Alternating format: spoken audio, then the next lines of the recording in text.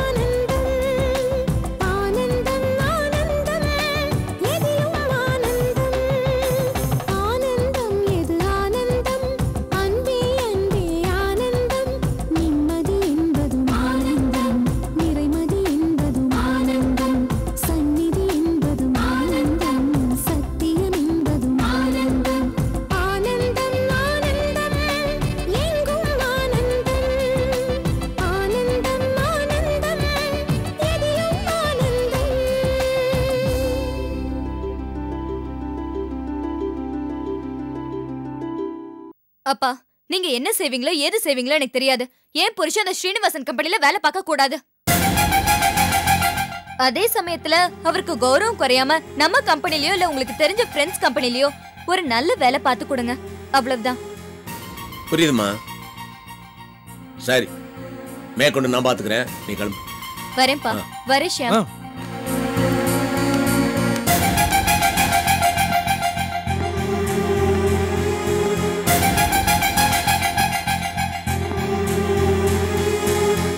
முதல்ல அந்த அர்ஜுன் அந்த சீனிவாசன் கம்பெனில இருந்து வெளியில கொண்டு வரணும். அவுட்டு கோபா ஓட்டிட்ட. சார், நீங்க நினைக்கிறது நியாயமான விஷயம். உங்க மாப்பிள்ளையே கௌரவமான இடத்துல வச்சு பார்க்கணும்னு நீங்க நினைக்கிறீங்க. ஆனா அர்ஜுன் அதுக்கு ஒத்துக்கணுமே. அதுவும் நீங்க போய் டைரக்டா சொன்னா அவர் கண்டிப்பா ஒத்துக்க மாட்டாரு. That's a problem. எப்படி சால்வ் பண்ணுறதுன்னு யோசிக்கிறேன். சார், நீங்க தப்பா நினைக்கலன்னா என் மனசுல ஒன்று தோணுது. என்ன?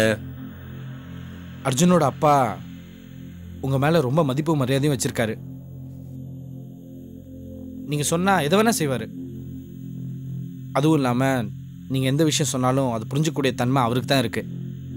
அவரை கூப்பிட்டு பக்குவமா பேசி அவர் மூலியமா அர்ஜுன்கிட்ட சொன்னா கண்டிப்பா அதை அர்ஜுன் கேட்பாரு. அர்ஜுன் அப்பா பேச்சை தட்டவே மாட்டார். Good idea. பரவாயில்லப்பா, மனுஷங்களை நல்ல இடம் போட்டு வச்சிருக்கேன். Thanks for the suggestion. Okay sir. Thank you. ஓ, ஃபைலை நான் கையெழுத்து போட்டேன். Okay sir.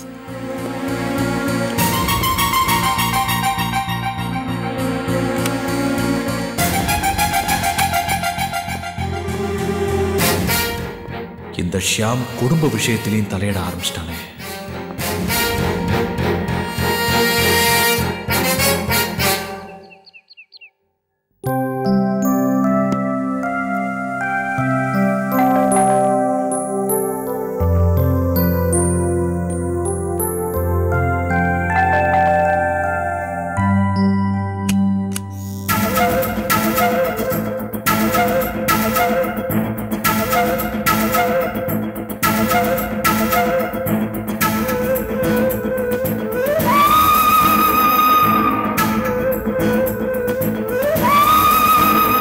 என்ன வான்னு கூப்பிட மாட்டீங்களா? உள்ள வாங்க.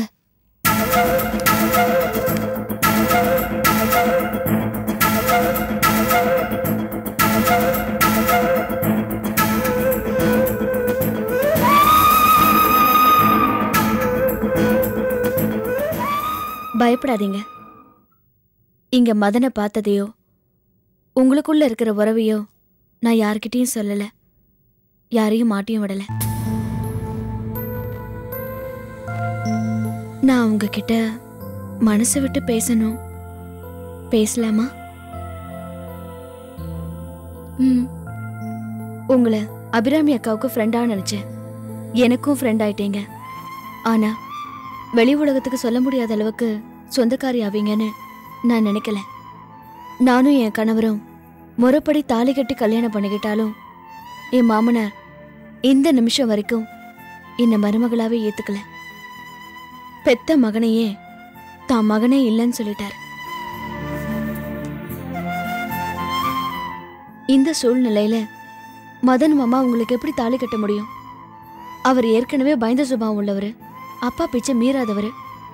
மாமாவும் இதுக்கெல்லாம் ஒரு காலம் ஒத்துக்க மாட்டாரு. அவர் பேச்ச மீறி மதன் மாமா உங்களுக்கு தாலி கட்டுவாருன்னு எனக்கு நம்பிக்கை இல்லை.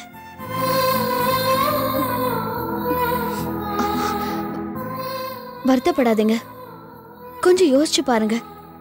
நான் உங்களை குறை சொல்லவோ குத்தி காட்டவோ இங்க வரல.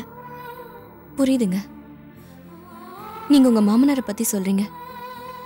ஆனா உங்க வீட்டுக்காரர் நினைச்சு பாருங்க. நீங்க கணவரை இழந்த ஒரு பெண் குழந்தையோட தனியா தவிச்சப்போ அவர் உங்களுக்கு தாலி கட்டி உங்களை மனைவியை ஏத்துக்கலையா? அந்த தைரியத்துல பாதியாவது இவருக்கு வேண்டாமா? என் கதை வேற ரோகிணி. ஆனா மதன் மாமாவுக்கு மனைவின்னு ஒருத்தி இருக்காங்களே, அவங்க என்ன நினைப்பாங்க? இது எப்படி ஏத்துக்குவாங்க? அவங்கள அவர் தான் எப்படி சமாளிப்பாரு? அவரை பத்தி எனக்கு தெரியும். அவர் நல்லவர் தான், ஆனா பயந்தவர். உங்க வாழ்க்கை ஒரு மாதிரி பாதிக்கப்பட்டது, நான் வேற ஒரு வழியில பாதிக்கப்பட்டிருக்கேன். என் வாழ்க்கையே இருட்டுல இருக்க, நான் வெளிச்சத்தை தேடிட்டு இருக்கேன். எங்கேயோ ஒரு மூலையில மெழுகுவத்தியும் இன்னொரு மூலையில தீப்பெட்டியும் இருக்கு. இப்ப எனக்கு குழந்தைங்கிற மெழுகுவத்தி கிடைச்சிருக்கு, நிச்சயமா தீப்பெட்டியும் கிடைக்கும். என் வாழ்க்கையில ஒளி வரும். ஒளி வந்ததும் எல்லாமே வெளிச்சத்துக்கு வந்துடும். இப்போதைக்கு என் கதை இவ்வளவுதான். உங்களால என் நிலைமையை புரிஞ்சுக்க முடியும்னு நினைக்கிறேன். புரிஞ்சும் உதவ முடியாம இருக்கேனே. நான் அபிராமி அக்காவை பாக்கறதா, உங்களை பாக்கறதா, இல்ல கோவக்கார மாமனாரை பாக்கறதான்னு தெரியல. இங்க பாருங்கக்கா, இங்க விஷயம் தெரிஞ்சவங்க நீங்க. அவர்கிட்ட கூட சொல்லாத ஒரு விஷயத்த நான் இப்ப உங்ககிட்ட சொல்ல போறேன். அவர் என் கழுத்துல தாலி கட்டணும்னு கூட நான் கேட்கல, அது முடிவும் முடியாது. ஆனா என் குழந்தை எனக்கு வேணும், அதை நான் கலைக்க மாட்டேன். சாந்திகா, இதுக்கு அவர் சம்மதிச்சாருன்னா போதும். இந்த உதவியை நீங்க பண்ணீங்கன்னா நான் இந்த ஜென்மத்துக்கும் உங்களை மறக்க மாட்டேன். என் குழந்தையோடவே என் எதிர்காலத்தை ஓட்டிடுவேன். எந்த வகையிலையும் அவர் வாழ்க்கையில நான் குறுக்கிட மாட்டேன். அவரையோ அவர் மூலமா எனக்கு வர வேண்டிய உறவையோ அந்தஸ்தையோ நான் கேட்டு தொல்லை கொடுக்க மாட்டேன். நான் காசு பணம் கேட்கல, சொத்து கேட்கல. நான் பொக்கிஷமா நினைக்கிறேன் என் குழந்தை எனக்கு தந்தா போதும். அதை என்கிட்ட இருந்து யாரும் பறிச்சிடக்கூடாது. நீங்க ஒரு குழந்தைக்கு அம்மா, ஒரு தாயோட உணர்வை, ஒரு தாயோட போராட்டத்தை இன்னொரு தாயால தான் புரிஞ்சுக்க முடியும், உணர முடியும். ப்ளீஸ் சாந்திகா, ப்ளீஸ் என்ன புரிஞ்சுக்கோங்க.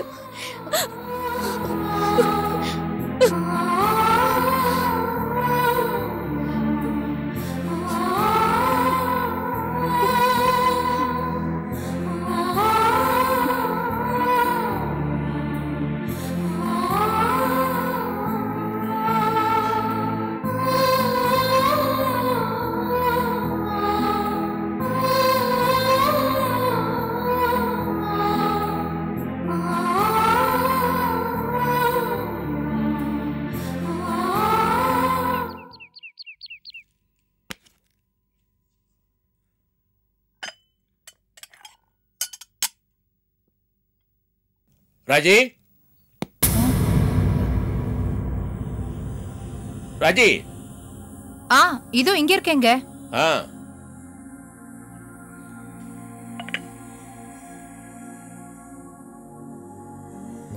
அக்கா மாமா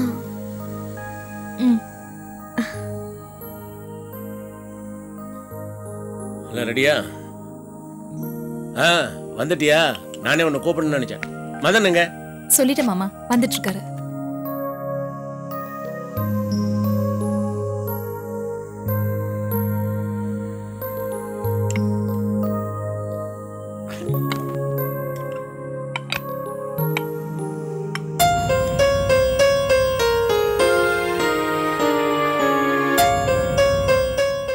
என்னங்க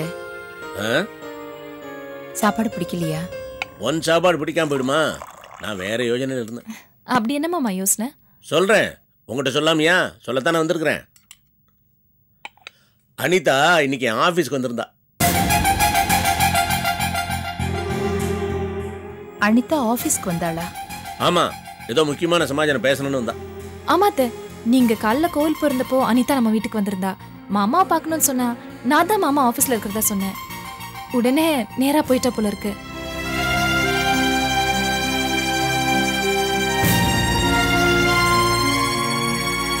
இல்லாத என்ன விஷயம்னு என்கிட்ட சொல்ல, அதான் உங்ககிட்ட சொல்ல. என்ன விஷயம் மாமா? இந்த சீனிவாசன் வேணும்னே அவமானப்படுத்துறதுக்காக ஆசீர்வாதம் பண்ற சாக்குல அனிதா வீட்டுக்கு போயிருக்கான். ஆனா என் பொண்ணு புத்திசாலி, அவனை பார்க்க மாட்டேன்னு சொல்லி அவனை அவமானப்படுத்தி அனுப்பிச்சிருக்கான். அர்ஜுன் அவர் ஃபேக்டரியில வேலை பார்க்கறான், அந்த மரியாதைக்காக வந்திருப்பாரு. அதுதான் இல்ல, இந்த ஆர்கியோட மாப்பிள்ள தன் கம்பெனில வேலை பண்றத ஜாடியா குத்தி காட்டணும், அதுக்காக வந்திருக்கான். சரி, அதுக்கும் அனிதா உங்க ஆபீஸ்க்கு வந்ததுக்கும் என்ன சம்பந்தம்? அர்ஜுன் அந்த ஸ்ரீனிவாசன் கிட்ட வேலை பண்றதுனால தானே அந்த ஆளு இப்ப வீட்டுக்கு வந்தாரு. அதனால அர்ஜுன் அங்கேருந்து வெளியில கொண்டு வர சொல்லிருப்பா. அப்படிதானே மாமா? கரெக்டா சொன்னமா. நம்ம கிட்ட 1000 பேர் வேலை பார்க்கும்போது நம்ம மாப்பிள்ளை ஏன் எதிர்கிட்ட வேலை பார்க்கணும்? அதனால முதல்ல அவனை அங்க இருந்து வெளியே கொண்டாடணும். வேற கௌரவமான வேலையை நாமளே பண்ணி தரணும்.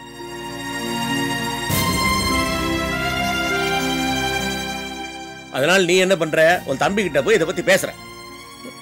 இல்லைங்க, அதெல்லாம் நல்லா இருக்காது.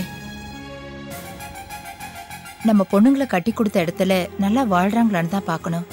நீ அங்க வேலை பார்க்காத, இங்க வேலை பாருன்னு சொல்றது அவங்க குடும்ப விஷயத்துல தலையிடுற மாதிரி. வேண்டாங்க. அனிதா ஏதோ ஒரு ஆதங்கத்துல உங்ககிட்ட சொல்லியிருக்கா. உடனே எடுத்தேன் கவுத்தேன்னு முடிவு பண்ண வேண்டாங்க. எனக்கு அட்வைஸ் பண்றியா? ஐயோ, ஒரு யோசனை தாங்க. இந்த விஷயத்துல நம்ம தலையிடாம மௌனமா இருக்கிறதா நமக்கு கௌரவம்.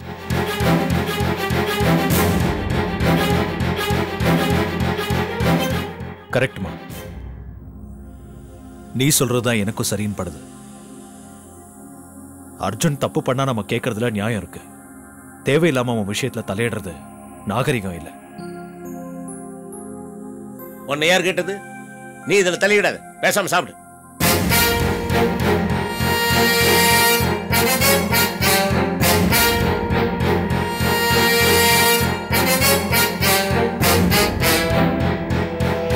ஓஹோ, பெத்த புள்ள கூட இந்த விஷயத்துல தலையிடக்கூடாது, ஆனா ஷியாம் குடும்ப விஷயத்துல தலையிட்டு யோசனை சொல்லாமா?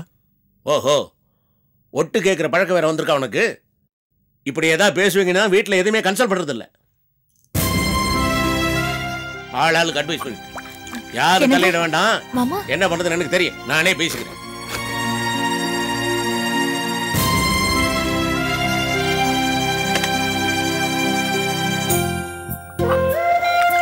என்னங்க?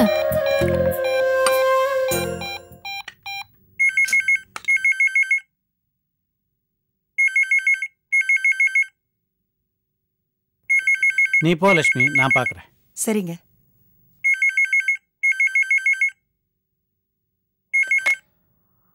ஹலோ, யார்? பாலாவா? ஆமா மாமா. உன்னோட முக்கியமா ஒரு விஷயம் பேசணும். நாளைக்கு ஆபீஸ் வர முடியுமா?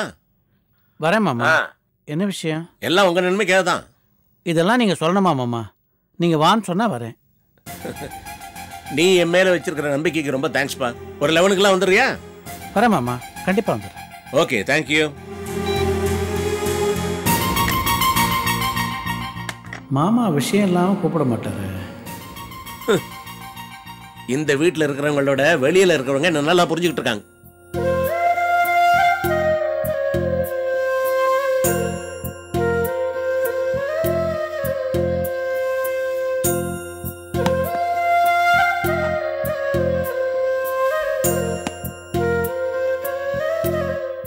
சாந்தி,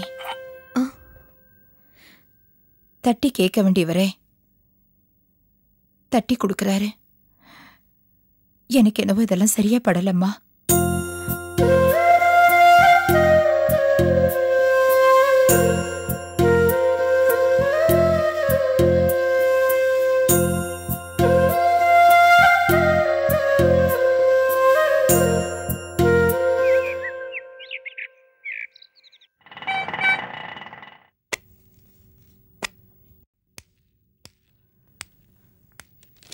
எஸ் சார். மிஸ்டர் ஆர்கே இருக்காரா? உங்க பேரு? பாலகிருஷ்ணன் சொல்லுமா. அவரை யாரும் டிஸ்டர்ப் பண்ண வேணாம்னு சொல்லியிருக்காரு. நீங்க இங்க உட்காருங்க, நான் கேட்டு வந்து சொல்றேன். சார்.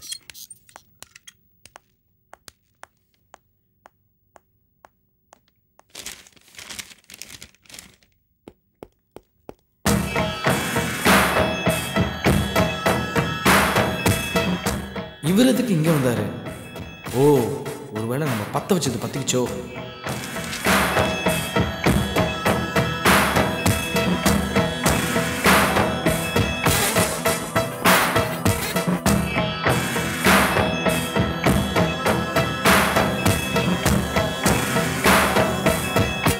ஹலோ அங்கிள், எப்படி இருக்கீங்க? நல்லா இருக்கேன்ப்பா, நீ எப்படி இருக்க? பாஸோட ஆசீர்வாதத்தில் நல்லா இருக்கேன் அங்கிள். அம்மா, நீங்கள் எப்படிங்க? மாமா வர சொல்லியிருந்தாரு. ஓ சார், உங்களை எம்டி உள்ள வர சொன்னாரு. சார் ரூம் எப்படி போனா? நான் காட்டுறேன் அங்கிள்.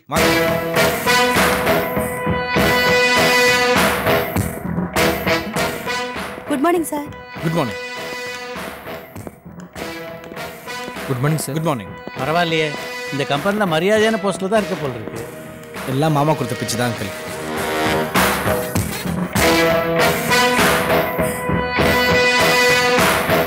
அங்கிள், இதான் பாஸோட ரூம். போகும்போது கதவை தட்டிட்டு போங்க. Bye uncle.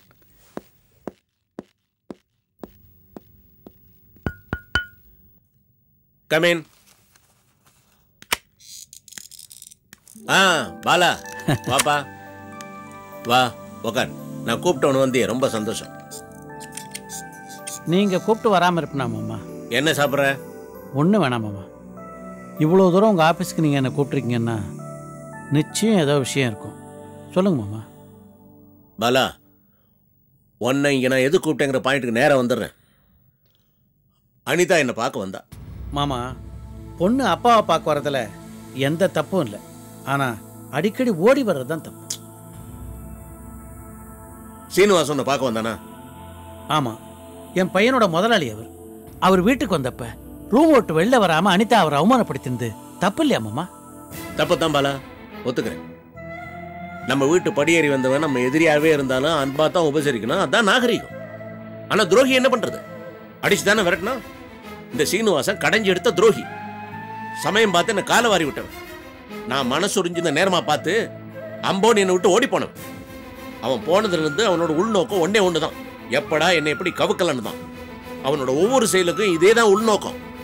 இப்ப கூட அவன் வீட்டுக்கு வந்து என்ன காரணம்? அர்ஜுன் தம்பக்க எடுத்துக்கிட்டு நம்ம குடும்பத்துக்குள்ள நமக்குள்ள ஒரு பிளவை ஏற்படுத்தத்தான். இல்லைன்னா இத்தனை வந்தானா? இப்ப ஏன் வந்தான்? யோசிப்பா. பாலா, அர்ஜுன் மகன் மட்டும் இல்ல, என் மருமகன் கூட. அவன் எதுக்காப்பா இன்னொருத்தர்கிட்ட கை நீட்டி வேலை செய்யணும்? அதுவும் என் எதிரிகிட்ட. வேணா கேட்க மாட்டேங்கிறப்பா. ராஜா மாதிரி நான் உத்தியோகம் தரேன்னா மாட்டேங்கிறான். ரோஷக்காரனா இருக்கிறான். அதை பத்தி எனக்கு சந்தோஷம் தான். ஆனா என்னோட மருமகனை நல்ல அந்தஸ்துல வச்சு பார்க்கணும்னு எனக்கு ஆசை இருக்காதா பாலா? ஒரு முதலாளியா இருக்க வேண்டிய அர்ஜுன் வெறும் தொழிலாளியா இருக்கிறான். என் கம்பெனிக்கு வந்தானா நல்ல பொசிஷன் கொடுப்பேன், நல்ல ஃபெசிலிட்டிஸ் கொடுப்பேன், எல்லாருமே சௌரியமா இருக்கலாம். இதை நான் அவங்ககிட்ட சொன்னா ஒத்துக்கவே மாட்டான், முறைச்சிக்கிட்டு நிற்பான். நீ தான்ப்பா அவங்ககிட்ட இதை பக்குவமா எடுத்து சொல்லணும். இதை பாரு, அர்ஜுனும் அனிதாவும் நல்ல பொசிஷன்ல சௌரியமா சந்தோஷமா இருந்தாங்கன்னா நமக்கு எல்லாருக்கும் தானே பெருமை. பாலா, அர்ஜுனை கன்வின்ஸ் பண்ண வேண்டியது உன்னோட பொறுப்பு. மாமா, நீங்க சொல்றது எனக்கு புரியுது, ஆனா அர்ஜுனுக்கு புரியணுமே. பேசி பார்க்குறேன் மாமா. புரிய வை பாலா. வரேன் மாமா. ஓகே.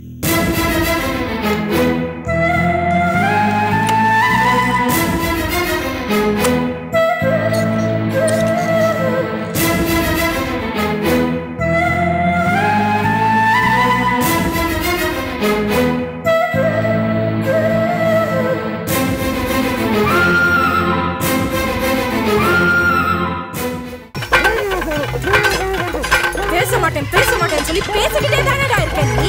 துண்ட கட்டினாலும் வாய் ஓய்தான்.